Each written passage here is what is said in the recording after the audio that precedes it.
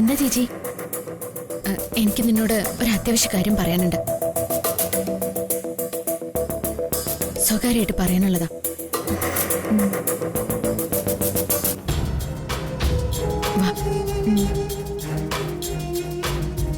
അച്ഛമ്മേ, മോൾക്ക് എന്തെങ്കിലും ഒരു കഥ പറഞ്ഞു കൊടുക്ക. ഓ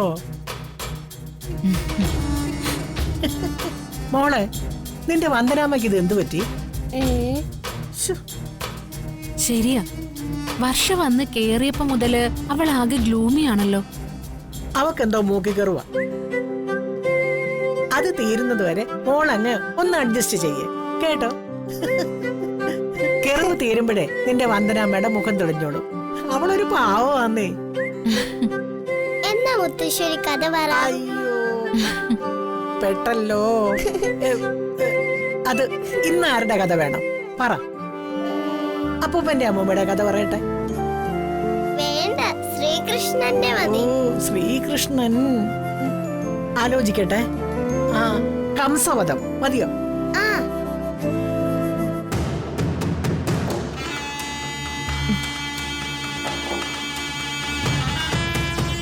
എന്താ ചേച്ചി, എന്നോടെന്തോ അത്യാവശ്യ കാര്യം പറയാനുണ്ടെന്ന് പറഞ്ഞിട്ട് ചേച്ചി എന്താ ഒന്നും പറയാത്തത്? അത് മോളെ, നിന്റെ കാര്യത്തിൽ എനിക്ക് ഭാഗ്യം ഒരു ടെൻഷനാ. നിന്നെക്കുറിച്ച് ആലോചിക്കുമ്പോൾ പല രാത്രികളിലും എനിക്ക് ഉറക്കം പോലും കിട്ടുന്നില്ല. എന്നെക്കുറിച്ച് ആലോചിക്കുമ്പോ ചേച്ചിക്ക് എന്തിനാ ടെൻഷൻ? ഒന്ന് വ്യക്തമാക്കി പറ ചേച്ചി. വിക്രമിന്റെ കമ്പനിക്ക് വേണ്ടി നീ ഇപ്പൊ ചെയ്തുകൊണ്ടിരിക്കുന്ന ജോലി ഇനി ചെയ്യരുത് മോളെ. അതെങ്ങനെ ശരിയാവും ചേച്ചി? എനിക്ക് വേണ്ടി വിക്രമേട്ടൻ വലിയ വലിയ പദ്ധതികളെ തയ്യാറാക്കിക്കൊണ്ടിരിക്കുക. അദ്ദേഹത്തിന്റെ ഓരോ നീക്കങ്ങളും എന്റെ ഉയർച്ചയ്ക്ക് വേണ്ടിയാ ചേച്ചി. അങ്ങനെയുള്ള ഒരാളിനെ എനിക്ക് ധിക്കരിക്കാനോ നിരാശനാക്കാനോ പറ്റില്ല. കാരണം അത് ഞാൻ എന്റെ ഭർത്താവിനോട് ചെയ്യുന്ന തെറ്റല്ലേ? വർഷേ, മിന്നുന്നതെല്ലാം പൊന്നല്ല എന്ന് ഞാൻ നിന്നോട് ഫോണിൽ പറഞ്ഞു, നീ ഓർക്കുന്നില്ലേ? വിളക്ക് ചിരിച്ചു കാട്ടി അയാൾ നിന്നെ ചതിക്കാണ്. അയാളുടെ കാര്യസാധ്യത്തിന് വേണ്ടി അയാൾ നിന്നെ വെറും ഉപകരണാക്ക. ചേച്ചി, നിനക്ക് വിശ്വാസമല്ലേ വർഷേ? ചേച്ചിയോട് ഇനി ഒരു അക്ഷരം ആ മനുഷ്യനെ കുറിച്ച് മിണ്ടരുതെന്ന് വിലക്കാൻ എന്റെ മനസ്സ് അനുവദിക്കുന്നില്ല. എന്തടിസ്ഥാനത്തിലാ ചേച്ചി ഇത്തരം വേണ്ടാത്ത കാര്യങ്ങളൊക്കെ പറയുന്നത്?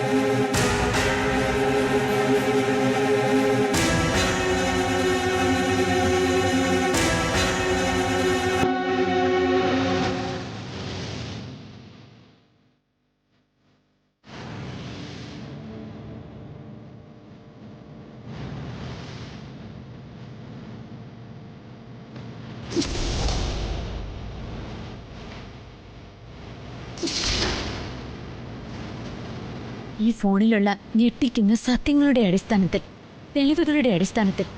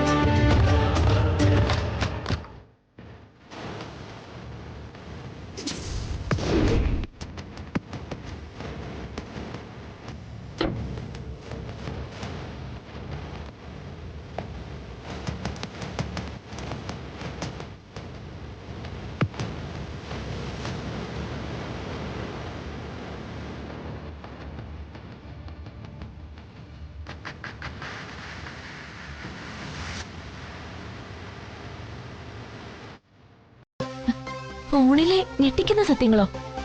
ഒന്നും മനസ്സിലാവുന്നില്ല ചേച്ചി.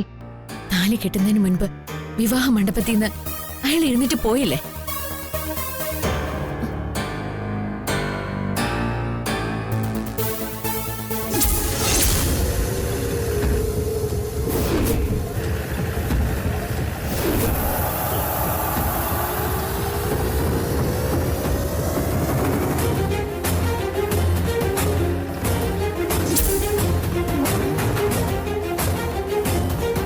വിക്രം അറിയാതെ ഞാൻ അയാളെ ഫോളോ ചെയ്തിരുന്നു.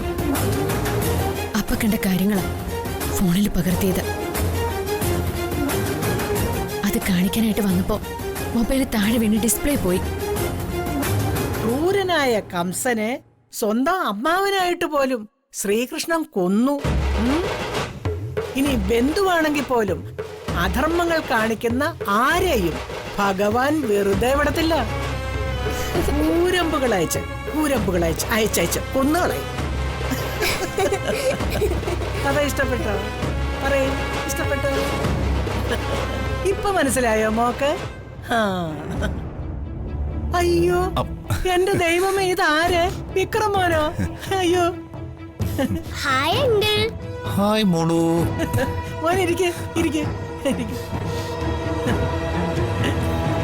ഞാനേ മോൾക്ക് ഒരു കഥ പറഞ്ഞു കൊടുത്തോണ്ടിരിക്കുകയായിരുന്നു. ഞാൻ കേട്ടു, സ്വന്തം അമ്മാവനായ കംസനെ ശ്രീകൃഷ്ണൻ കൊല്ലുന്ന കഥ. ആ അത് തന്നെ. കംസവധം നടന്നപ്പോഴാണ് ഞാൻ വന്ന് കയറിയത്. മോൻ ഇത്ര ബന്ധപ്പെട്ട് ഇങ്ങോട്ട് ഓടി വന്നതിന്റെ കാരണമൊക്കെ എനിക്ക് മനസ്സിലായി. വർഷം ഇങ്ങോട്ട് പോകുന്നല്ലോ, അവളെ പിരിഞ്ഞ് ഒരു നിമിഷം പോലും കഴിയാൻ നിനക്ക് പറ്റുന്നില്ലല്ലേ? അവളെ കാണാനല്ലേ ഓടിപ്പിടിച്ച് ഇങ്ങോട്ട് വന്ന്?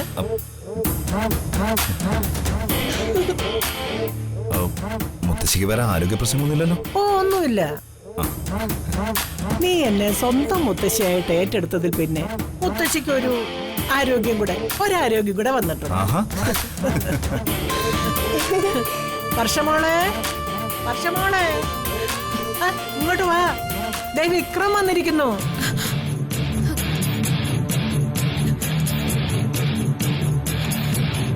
വർഷ നിക്ക്, ഞാൻ ഇപ്പൊ വരാം ചേച്ചി. നിക്ക് വർഷ. ദൈവമേ, എല്ലാ കാര്യങ്ങളും വർഷയെ പറഞ്ഞ് മനസ്സിലാക്കാനുള്ള നല്ലൊരു അവസരമാണല്ലോ നഷ്ടമായത്. ഇനി ഞാൻ എന്ത് ചെയ്യും?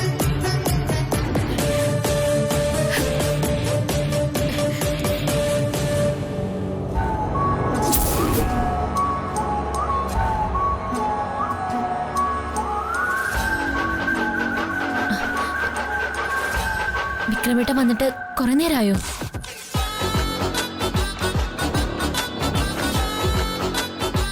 കുറച്ചേരായി. വന്ദന ചേച്ചിയുടെ മുറിയിലാണെന്ന് അറിഞ്ഞു. എന്തായിരുന്നു ചേച്ചിയായിട്ടുള്ള ചർച്ച? വിവാഹം കഴിഞ്ഞ് ആദ്യമായിട്ട് വന്നതല്ലേ, ചേച്ചിയായിട്ട് വിശേഷങ്ങളൊക്കെ പറഞ്ഞുകൊണ്ടിരിക്കുകയായിരുന്നു.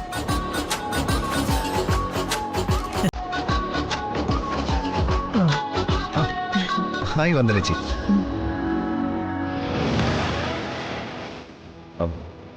ഞാൻ വന്നതുകൊണ്ട് അനിയത്തിയായിട്ടുള്ള വിശേഷം പറച്ചിൽ ബ്രേക്ക് ആയെങ്കിൽ ക്ഷമിക്കണം. അത് സാരല്ല.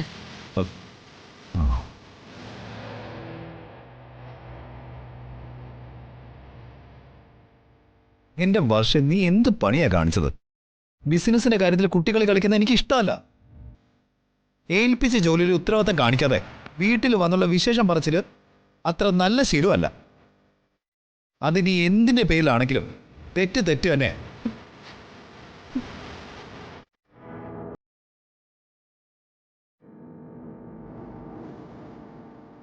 നിങ്ങൾ ഏൽപ്പിച്ച ജോലി അവൾ കൃത്യമായിട്ട് ചെയ്തുകൊണ്ടിരിക്കുകയായിരുന്നു. അപ്പോഴെന്റെ കണ്ണിപ്പെട്ടത്. ഞാൻ നിർബന്ധിച്ച് വിളിച്ചതുകൊണ്ടാ അവൾ ഇങ്ങോട്ട് വന്നത്. ചേച്ചി പറയുന്നത് അനുസരിക്കണം എന്നതും അനിയത്തിയുടെ ഉത്തരവാദിത്തത്തിൽപ്പെടും. അത് വിവാഹത്തിന് മുമ്പുള്ള കാര്യം.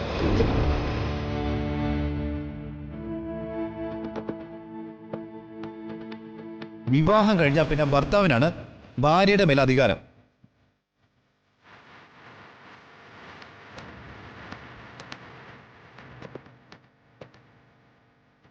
ഭർത്താവിന്റെ വാക്കുകളാണ് അവൾ അനുസരിക്കേണ്ടത്. അല്ലെങ്കിൽ പിന്നെ എന്തിനാ നാലാൾ കണക്കെ താലിയൊക്കെ കെട്ടി മുറുകി ഭാര്യയാണെന്ന് പറഞ്ഞ് കൊണ്ടു നടക്കുന്നത്?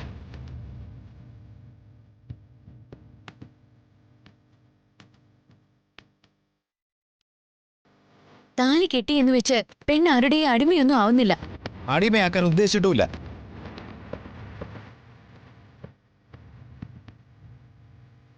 ഭാര്യയുടെ ഭാവി ജീവിതത്തിന് വളരെ ഗുണകരമാകുന്ന ഒരു ചുമതല ഞാൻ ഏൽപ്പിച്ചിട്ടുള്ളൂ. മോനെ വിക്രം, നിർത്ത്. ഇങ്ങോട്ടിരിക്കേ. മുത്തച്ഛി പറയട്ടെ, ഇങ്ങോട്ടിരിക്കേ. വിക്രമിന്റെ വന്ദനയുടെ സ്വന്തം മുത്തശ്ശിയാണ് ഞാൻ. ആ അധികാരം വെച്ച് പറയുക. നിങ്ങൾ രണ്ടുപേരും കൂടെ ഇങ്ങനെ വഴക്കടിക്കാനാണോ ഭാവം? മുത്തശ്ശി, വഴക്കടിക്കാനൊന്നും അല്ല ഞാൻ വന്നത്. വളരെ നേരം കാത്തുനിന്ന് മുഷിഞ്ഞ് പ്രോഡക്റ്റ് കിട്ടിയില്ല എന്നൊരു കസ്റ്റമർ വിളിച്ച് പരാതി പറഞ്ഞിരിക്കുന്നു.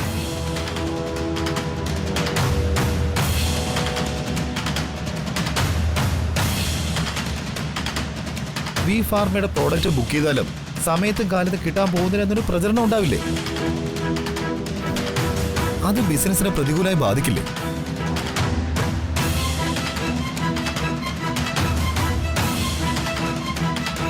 വന്ദന ചേച്ചി വർഷയെ നിർബന്ധിച്ച് വിളിച്ചുകൊണ്ടുവന്നാണെങ്കിൽ ചേച്ചിയും തെറ്റുകാരിയാണെന്ന് ഞാൻ തറപ്പിച്ചു പറയും. ഏൽപ്പിച്ച ഉത്തരവാദിത്തത്തിൽ നിന്ന് വഴിമാറാൻ പാടില്ല.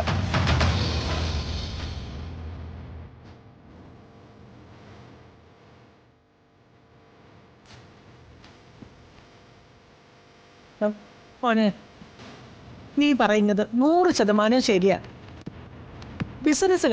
ബിസിനസ്സുകാരന്റെ കെട്ടുറപ്പാണ് നോക്കേണ്ടത്. വന്ദന ചേച്ചി കറുപ്പ് ഒച്ചയൊന്നും ഉണ്ടാക്കുന്ന രീതിക്കാരി ആയിരുന്നില്ലല്ലോ. ഇപ്പോഴത്തെ എന്ത് പറ്റി?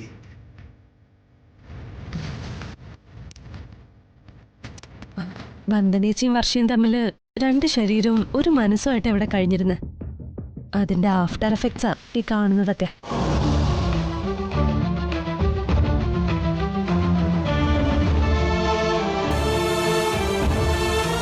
നിനക്കെന്താ ഒന്നും പറയാനില്ലേ വന്ദനെ? അച്ഛമ്മേ, ഹരിത ഗർഭിണിയാണെന്ന വിശേഷം വർഷ അറിഞ്ഞതാണല്ലോ. ഈ വീട്ടിൽ വന്ന് നാത്തോനെ ഒന്ന് കാണേണ്ട ഉത്തരവാദിത്തം വർഷിക്കൂലേ?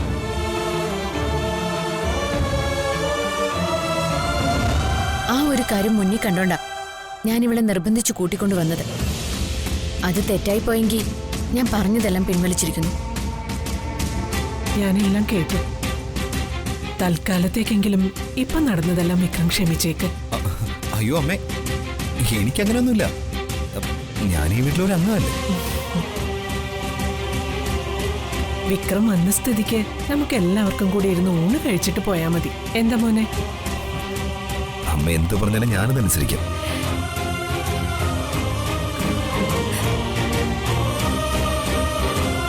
വിക്രം, എനിക്കൊരു കാര്യം സംസാരിക്കാനുണ്ട്. ഒന്ന് വരൂ.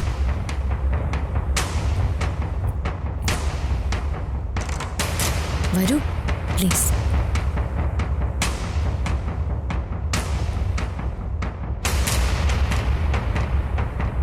അമ്മ ഊണ് കഴിക്കാറായി. അമ്മ ഞാൻ വരുന്നു. അപ്പ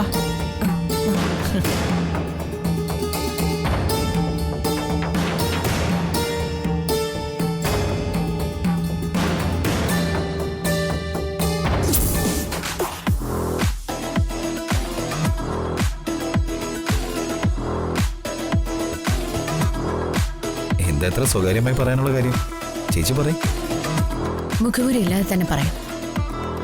എനിക്ക് സംസാരിക്കാനുള്ളത് വിക്രം ഇപ്പം നടത്തുന്ന ബിസിനസിനെ കുറിച്ചാണ്.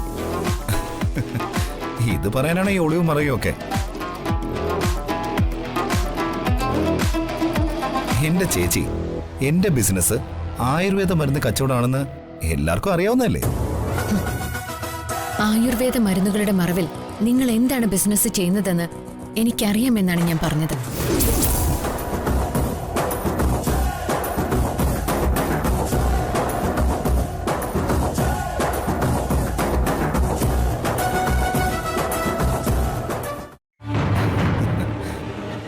തമാശ. വന്ദന ചേച്ചിയുടെ തമാശ എനിക്ക് ഇഷ്ടപ്പെട്ടു. ഇത് കേട്ടൊന്ന് പൊട്ടിച്ചിരിച്ചില്ലെങ്കിലേ വന്ദന ചേച്ചിക്ക് സങ്കടമായല്ലോ. നിർത്ത്. ഈ ചിരിക്കുന്ന കൊലച്ചിരി ഒന്ന് നിർത്താനാ പറഞ്ഞത്. വന്ദന ഒരു കാര്യം പറയുന്നത് ഊഹാപോഹം വെച്ചല്ല, വ്യക്തമായ തെളിവുകൾ വെച്ചിട്ടാ.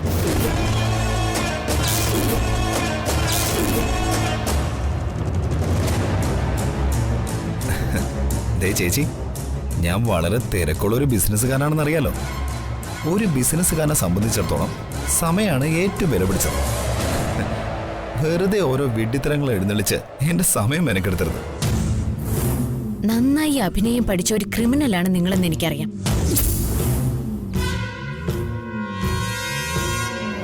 സ്വന്തം നിലയ്ക്ക് എന്ത് ചെയ്താലും എനിക്ക് പരാതിയില്ല. നിങ്ങളായി നിങ്ങളുടെ പാടായി. പക്ഷെ എന്റെ അനുജത്തിയെ വെച്ച് മരണക്കളി കളിച്ച എന്റെ സ്വഭാവം മാറും. സ്വഭാവം മാറുന്നു? മാറിയ നീ എന്നെ എന്ത് ചെയ്യും? പരസ്യമായിട്ട് തൂക്കിക്കൊല്ലോ, അതോ പണ്ട് രാജാക്കന്മാരെ ചെയ്തതുപോലെ ചിത്രവധം ചെയ്യോ? പറയ്. ജയിലിലടക്കി ഞാൻ.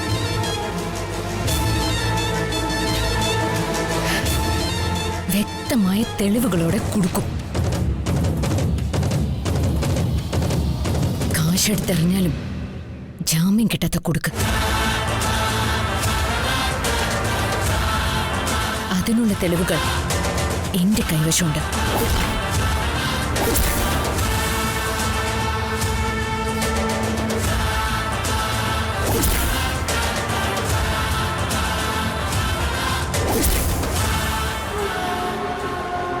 വിക്രം, ഞാൻ വീണ്ടും പറയുന്നു, നിങ്ങളുടെ കയ്യിലിരിപ്പ് മൂലം എന്റെ കുടുംബത്തില് ആർക്കെങ്കിലും എന്തെങ്കിലും ദുരന്തം സംഭവിച്ച എന്റെ കയ്യിലെ തെളിവുകൾ വെച്ച് വേണ്ടതെല്ലാം ഞാൻ ചെയ്തിരിക്കും.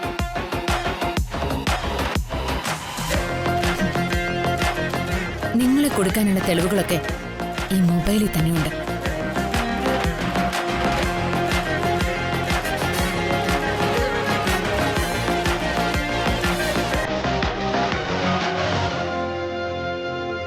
നീ ഒരു ചുക്കും ചെയ്യില്ല.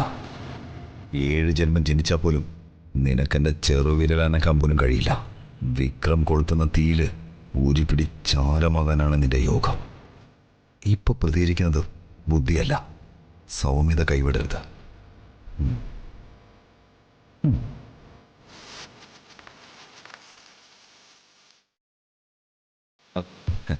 ചേച്ചി എന്നെക്കുറിച്ച് എന്തൊക്കെയോ തെറ്റിദ്ധാരണയിൽ അകപ്പെട്ടിരിക്കുക. ചേച്ചിയോട് ഞാൻ ദേഷ്യപ്പെടില്ല. കാലം തന്നെ എല്ലാം തിരുത്തട്ടെ. ഇപ്പൊ എന്താ ചേച്ചിയുടെ പ്രശ്നം? വർഷയെ കൊണ്ട് ഇപ്പൊ നിങ്ങൾ ചെയ്യിക്കുന്ന ജോലി തുടർന്നും ചെയ്യിക്കാൻ പാടില്ല. നിങ്ങളുടെ ബിസിനസ്സിൽ ഒരു തരത്തിലും എന്റെ അനുജത്തി പങ്കാളിയാവാനും പാടില്ല. അല്ല, ചേച്ചിക്ക് താല്പര്യമില്ലെങ്കിൽ ഞാൻ അവളെ കൊണ്ട് ഒരു ജോലിയും ചെയ്യിക്കില്ല. അവളുടെ പേരിൽ ബിസിനസ് ആരംഭിക്കുന്നതുമില്ല. എന്താ അതുപോലെ? ഇനി എന്തെങ്കിലും പ്രശ്നമുണ്ടോ? എന്റെ അനുജത്തിക്ക് എന്തെങ്കിലും ഇഷ്ടക്കേട് ഉണ്ടാകുന്നത് വരെ ഞാൻ പ്രശ്നമൊന്നും ഉണ്ടാക്കില്ല. Okay, thank you.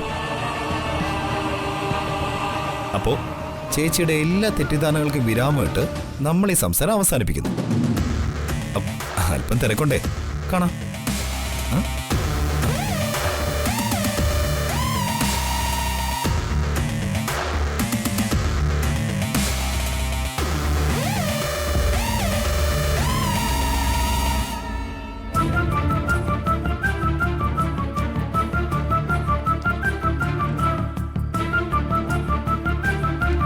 എന്തൊക്കെ സഹായങ്ങളാണ് ഞാൻ വന്ദനയ്ക്ക് ചെയ്തിട്ടുള്ളത്. മോളെ വിഷക്കാരിൽ നിന്ന് രക്ഷിച്ചില്ലായിരുന്നെങ്കിൽ അവളെ ഈ ജന്മം വന്ദനയ്ക്ക് കിട്ടുമായിരുന്നോ? എന്നിട്ടും അവൾ എന്നെ വെറുക്കുക. ഇനി ഒരിക്കലും അവളുമായിട്ട് ഒരു ബന്ധവും വേണ്ടെന്ന് ഉറപ്പിച്ചാൽ തന്നെ അവളിലേക്ക് വീണ്ടും വീണ്ടും അടുപ്പിക്കുന്ന എന്തോ ഒരു ശക്തി പ്രവർത്തിക്കുന്നുണ്ട്. അകറ്റി നിർത്തേണ്ടതിനെ ചേർത്ത് നിർത്തണമെന്ന് മനസ്സ് പറയുന്ന പോലെ.